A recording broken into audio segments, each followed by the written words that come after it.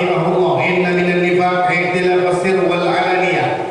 Kata Imam Hasan rahimahullah taala, sesungguhnya orang munafik itu berbeda antara yang tersembunyi dengan yang terang-terang. Wal lisan wal qalb, antara lisan dengan hati. Wal mudkhal wal mukhraj, apa yang berada di dalam dengan apa yang dikeluarkan berbeda. Itu kata Imam Hasan adalah sifat kemunafikan.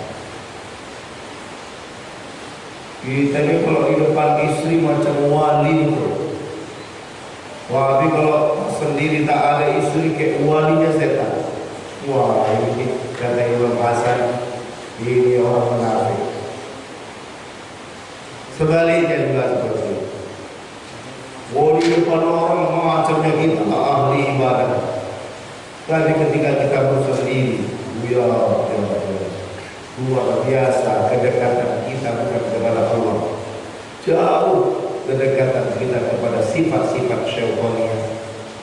Kata Imam Hasan, ini adalah sifat-sifat kemunafikan.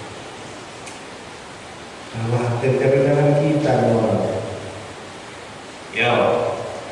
Wa qala radhiyallahu anhu, al-mu'min yatazawwaju fil 'adat wa la yatazawwaju fil 'ibadah. Kata Imam Hasan, orang mukmin berani punya sikap melewati batasan adat kebiasaan, tapi tidak berani melewati batasan-batasan ibadat dan syariat. Jadi orang mukmin nggak berani melewati batasan syariat. Tapi kalau orang munafik, dia rela dalam urusan syariat, dia langkai syariat untuk mengedepankan adat dan kebiasaan. Tabrakkanlah dalam diri kita, sering kita sehari-hari sifat kita. Selalu kita menabrak hukum syariat dikarenakan karena faktor adat dan kebiasaan. Kata Imam Hasan, orang yang berani menabrak syariat karena adat dan kebiasaan, ini adalah ciri-ciri kemunafikan. Orang mukmin, al-mukmin, kata beliau,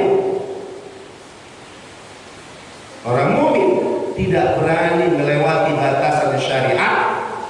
Dia tetap pegang aturan syariat meskipun harus melangkahi batasan adat dan kebiasaan.